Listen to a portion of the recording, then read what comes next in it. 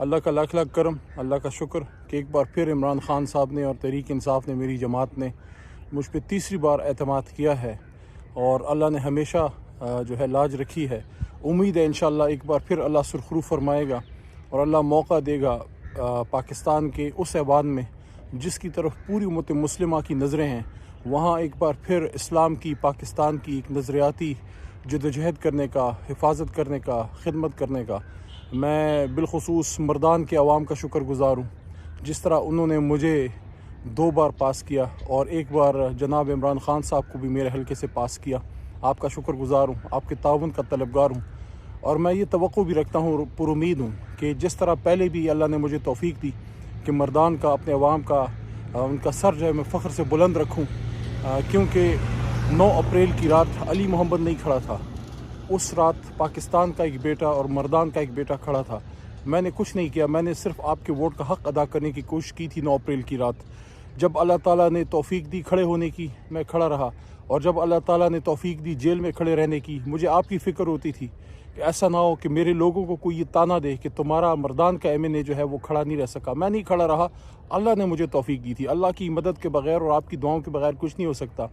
میں پاکستان کے عوام سے بھی مخاطب ہوں کہ وقت پاکستان کے لیے ایک بھرپور سیاسی جدوجہد کرنے کا ہے۔ اس وقت آپ نے یہ نہیں دیکھنا کہ علی محمد کھڑا ہے، کون کھڑا ہے۔ عمران خان صاحب کا ٹکٹ جس کے پاس ہو اس کو آپ سپورٹ کریں، تاکہ پاکستان کے لیے ہم اپنی جدوجہد، کیونکہ ایسے موقع بار بار نہیں آتے، زندگی میں ایک بار یہ موقع آتا ہے، اور یہ موقع اب ہمارے پاس ہے۔ میں یہ بھی مانتا ہوں کہ بہت سے لوگوں کو جو ہے جو حقدار ہوں گے، ہو سکتا ہے ان کو ٹکٹ نہ ملا ہو، لیکن خان صاحب خود جیل میں ہیں، اور انشاءاللہ خان صاحب جب باہر آئیں گے، یہ بہت بڑی جماعت ہے، نظریاتی کارکنوں سے، وفاداروں سے انشاءاللہ یہ جماعت بہت سی جگہوں پہ کام لے گی۔ اب جماعت کے ساتھ جڑ کے رہیں۔ سب سے بڑی مثال آپ کے سامنے میں ہی ہوں۔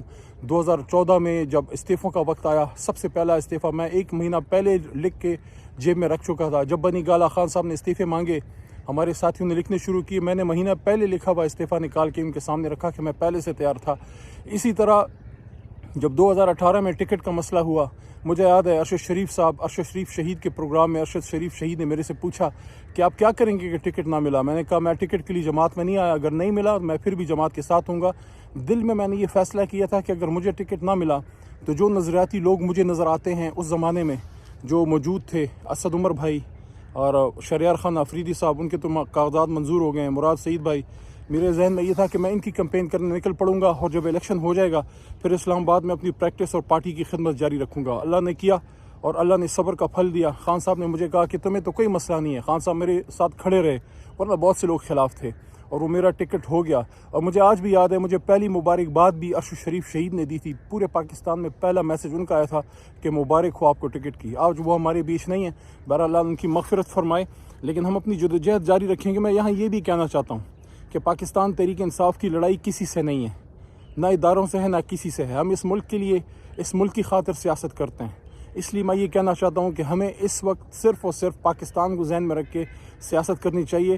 ہماری سوچ ہی ہے۔ عمران خان صاحب نے خود رمضان المبارک میں یہ بات کی تھی زمان پارک میں، جب ان سے پوچھا گیا ایک اینکر کی طرف سے کہ جیتنے کے بعد لوگ ڈرتے ہیں کہ آپ انتقام کی طرف جائیں گے، انہوں نے کہا نہیں۔ جس طرح حضور نبی کریم صلی اللہ علیہ وسلم نے فتح مکہ کے بعد جو ہے عام معافی کا اعلان کیا تھا، اور اپنی امت کی سوچ تھی، ہم ان کے غلام ہیں، ان کے پیروں کی خاک ہیں، ہم بھی اسی طریقے سے جائیں گے۔ جیتنے کے بعد ہم کوئی سیاسی انتقام کی طرف نہیں جائیں گے، ہم پاکستان کو بہتر بنانے کی طرف جائیں گے۔ میری دعا ہے کہ جس طرح اللہ تعالیٰ نے مجھے ثابت قدم رکھا، ہمارے دوستوں کو ثابت قدم رکھا، ہمارے پورا پاکستان آج تحریک انصاف کے ساتھ کس طرح کھڑا ہے، میں آپ سب کو سلام پیش کرتا ہوں۔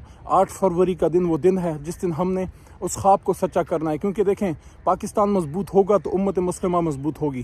جو صوفی محمد برکت علی صاحب کی پیشن گوئی تھی نا کہ پاکستان اور اسلام آباد اور پاکستان کی ہاں اور نہ میں دنیا کی ہاں اور نہ کے فیصلے ہوں گے، وہ وقت آ چکا ہے۔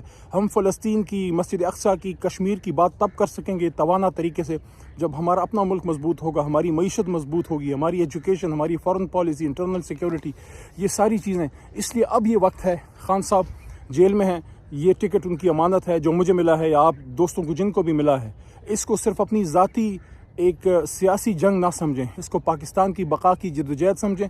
پورے پاکستان تحریک انصاف کے ورکر، سپورٹرز، ووٹرز کو سب کو کہنا چاہتا ہوں، یہ نہ دیکھیں کون کھڑا ہے، یہ دیکھیں کس کا آدمی کھڑا ہے۔ عمران خان صاحب کا ٹکٹ پاکستان کی سیاسی جدوجہد کے لیے انشاءاللہ ایک بار پھر اقوام متحدہ میں یہ صدا جو گونجے گی انشاءاللہ، پورا اقوام عالم ایک بار پھر سنے گا کہ ایاک نعبد و ایاک نستعین۔